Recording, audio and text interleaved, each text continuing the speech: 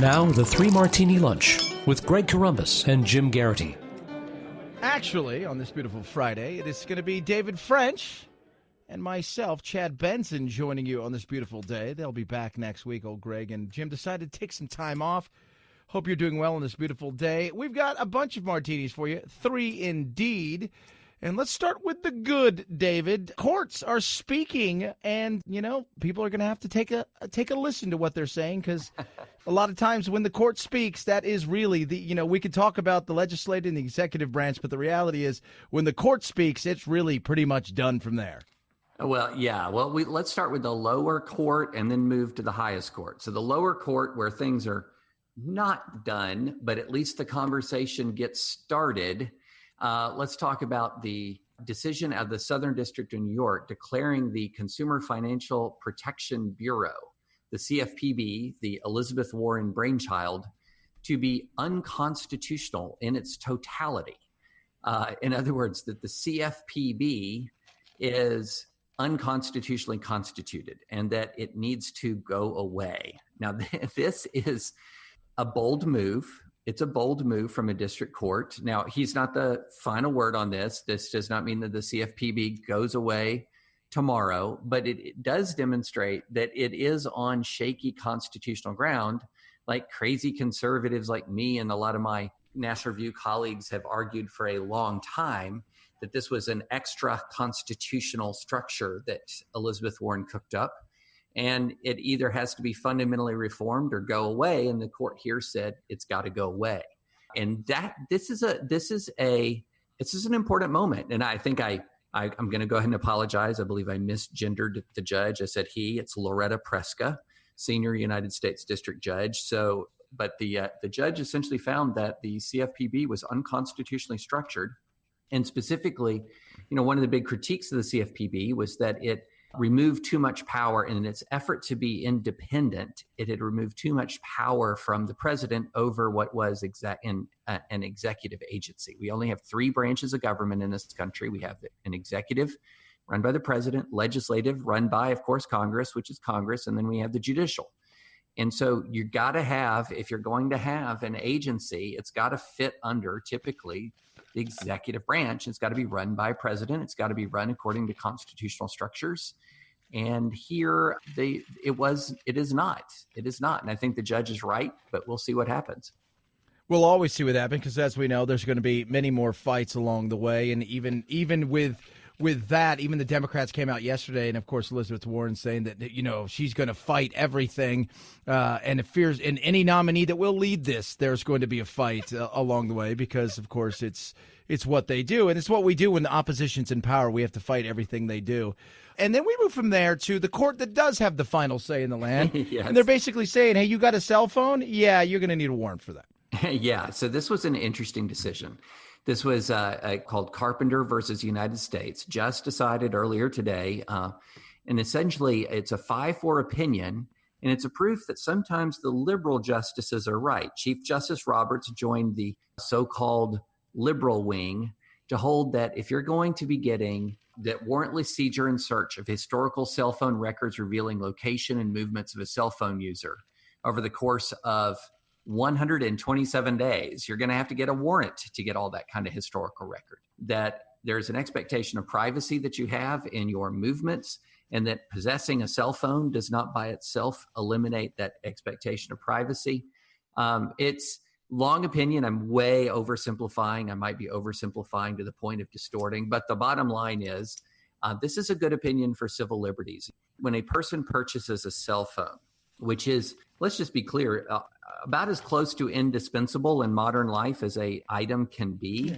The idea that you are then, by purchasing the cell phone, opening yourself up to government tracking, I think is something that should worry Americans. It worries Justice Roberts, and he joined with the liberal justices, reached a good decision, I think, a limited decision, but a good decision. And this is going to be a fight we're going to be fighting for a long time, because as we're more connected and we're more wired, the government's going to have more opportunity to know what we're doing, see what we're doing, to follow what we're doing at any time.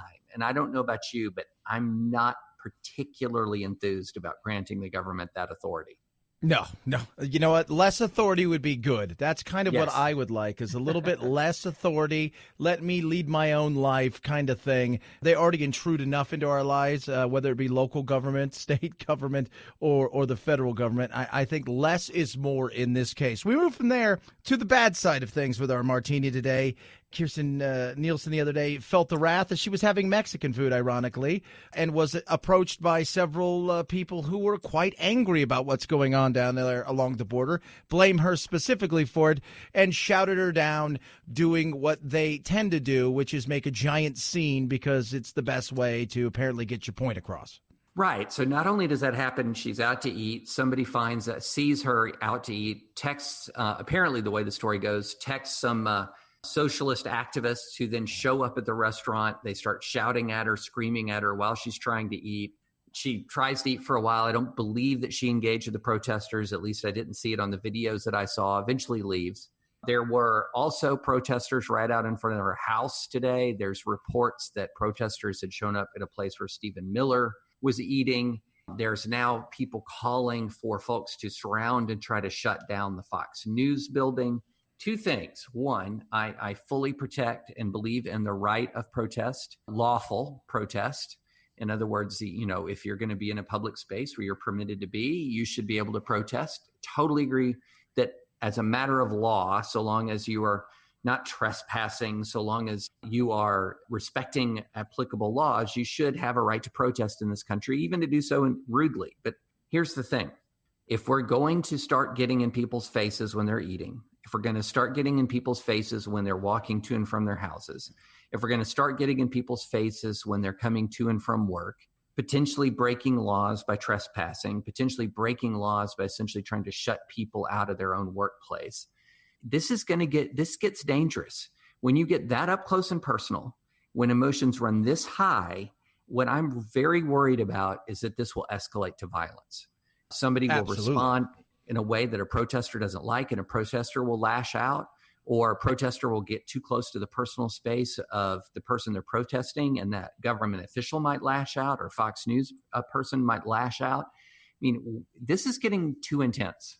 You know what, David? We talked a bit about it yesterday, is the rhetoric and the craziness that we see on TV and the debates, that it's very Shakespearean in WWE, and when they're off air, it's nothing like that in real life. The reality is, though, a lot of people out there don't understand that. And the more that you see, especially in a passionate kind of thing, where it's not the wonk policy stuff, it's stuff where there's passion and heart, it's more about feelings than facts, that can override. And it only takes one person who is sitting somewhere, who is letting it fester inside, and they decide to act, that turns this thing into what we saw at the baseball practice last year. And we can't have that on either side. Right, exactly. And a lot of this stuff is being justified by people saying, well, the Trump administration is taking things to a new level, that this is not politics as usual anymore. When the fact of the matter is, there was a large degree of public activism over the last week, and the Trump administration reversed its policy. It reversed course in response to public activism, in response to congressional pressure, in response to media inquiries, in response to public arguments. It reversed course. That looks a lot like actual American politics. Look, people know, listeners who've heard me talk, or anyone who's read what I've written, knows that I am no fan of Donald Trump. But the idea that Donald Trump is a unprecedented, unique threat to the very existence of American democracy, I think is way over the top. And continuing to say this makes people believe that what they have to do to bring things back into balance is to engage in unprecedented, over the top, dramatic action. And that tends to escalate. Yes, it does. And that's the scary thing in this day and age, because people, well, like you said, we're so connected. We can do so many things, and it only takes one crazy to ruin everything. We move from there to the crazy martini, and that is Trump and Obama kind of have something in common when it comes to what's going on down at the border. Yeah, this is really interesting. And I call it the crazy martini, not because Trump's policy is crazy, but because the rhetoric around Trump's policy is crazy. Let's just back up just a bit. So Trump had implemented a policy of family separation. This policy of family separation is essentially when someone was suspected of coming into the border illegally with minor children, that the Trump administration had a zero tolerance policy where they're going to immediately prosecute people for illegal entry, usually a process that took a very short time. And during that very short prosecution, they would be separated from any minor children they're with.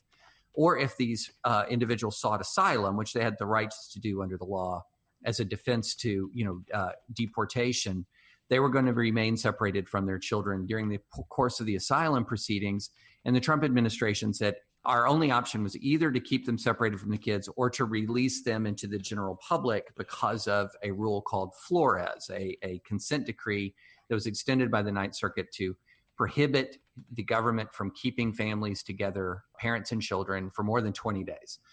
And so what the Trump administration did in response to public pressure, and I believed this family separation policy was the bad policy if it was done as a deterrent, in other words, taking kids from moms as a deterrent to entry. I think it goes from worse, it's worse than bad. I think it's a malicious policy, but he changed it.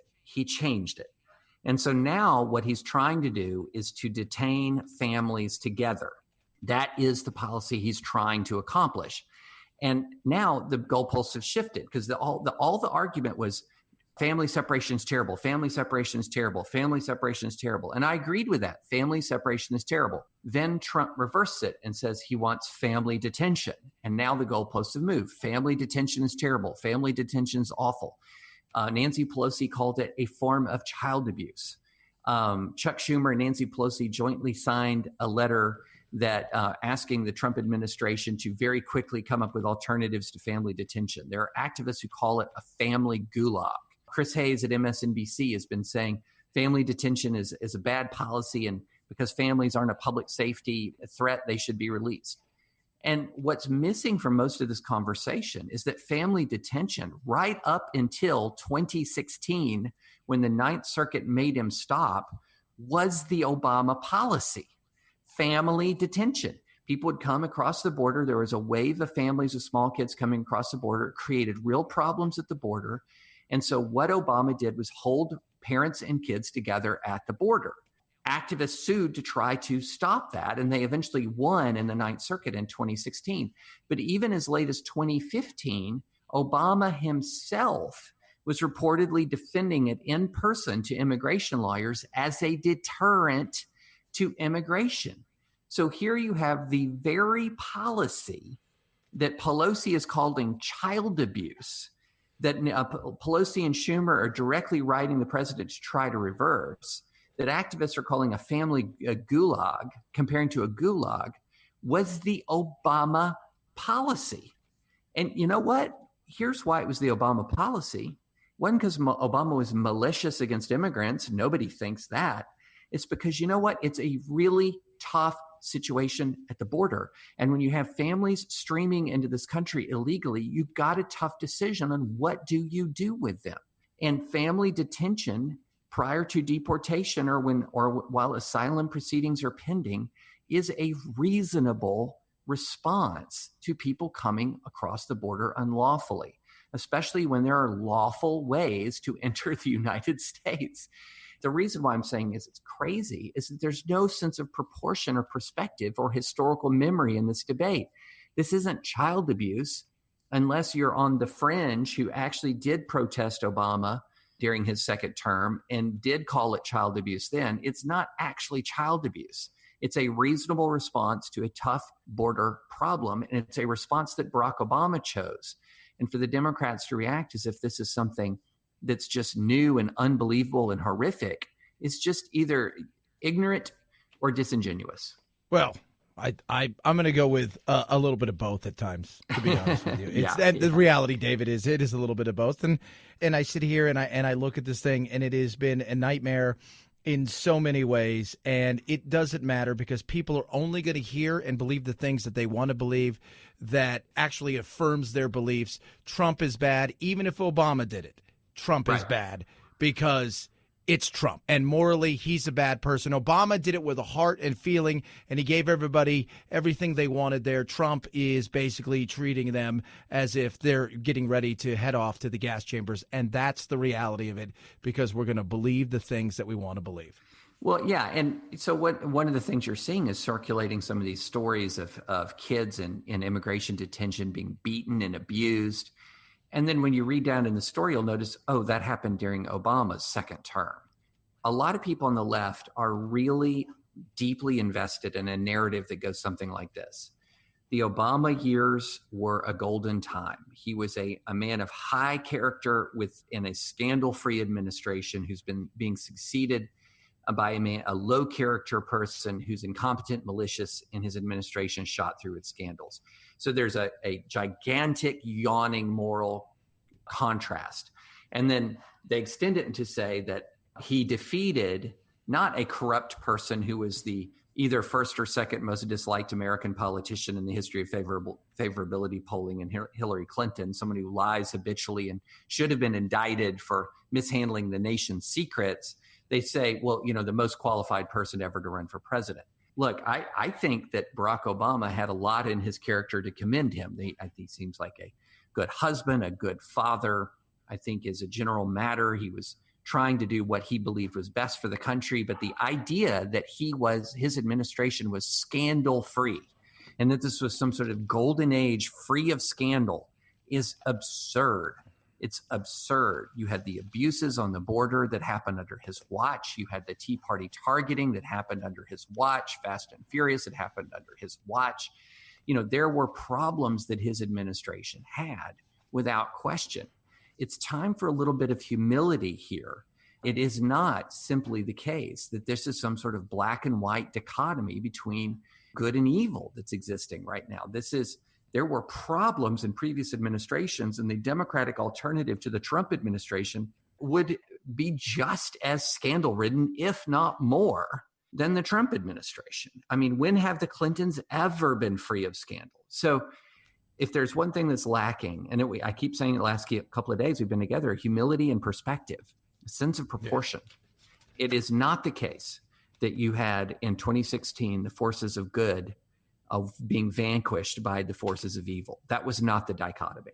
I will say this, never when you're looking for affirmation in your own, you don't want any proportionality. Nobody will ever search out a way to discredit their beliefs because that is too open-minded, as you know. And let's throw another olive. Last night was the NBA draft. Were you happy with your picks? Yes. So I was thrilled I was thrilled with two things. One, I was thrilled that the Grizzlies didn't make a mistake. That was my number one feeling because the Grizzlies have made some serious draft errors, Hashim Thabit, in the recent years. So I was thrilled they didn't make a mistake. I was thrilled they didn't make a bad trade. Their pickups, I think, were exactly in line with the Grizzly tradition of intense defense, people who go to war on the court. So I liked the picks. I liked the bullet dodged of avoiding a bad deal. And, hey, it was a fun draft. And, one of my favorite people in the NBA is Mark Cuban, who is just a fun guy to follow in the NBA. He makes the NBA more fun. He made a big move that is going to put his Mavericks back into contention here in the next couple of years. So I'll enjoy watching that. But now all eyes turn to LeBron, man. How is he going to shake up the National Basketball Association? And if he really wants to do it, he goes to Philly. That's my judgment for LeBron. His best move is Philly. Yep, that's what I think so, too. I appreciate you talking today, David. It's always been great. 3 Martini Lunch, David French right there. The man, the myth, the legend for the National Review. My name's Chad Benson. Jim and Greg will be back on Monday. Have yourself a great weekend, all, and enjoy your martinis.